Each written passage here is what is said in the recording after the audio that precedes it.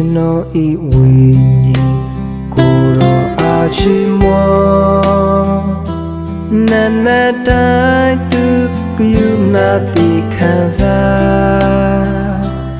အမြင့်ဆုံးသောဖျားရှင်အားချီးမွမ်းဘေးရောက်တော့ခါ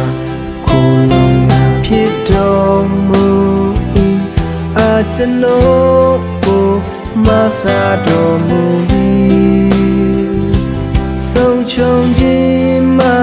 ရွေဝေတော်မူသည်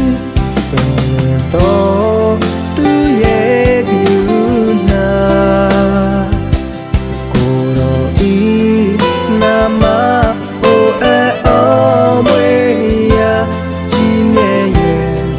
မူတော်ဖယား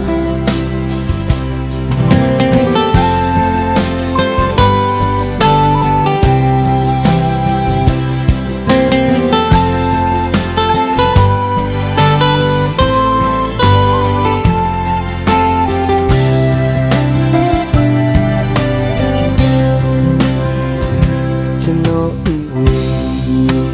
ကိုယ်တော်အားချီးမွမ်းနာနာတိုင်းသူပြုနာပြီးခံစား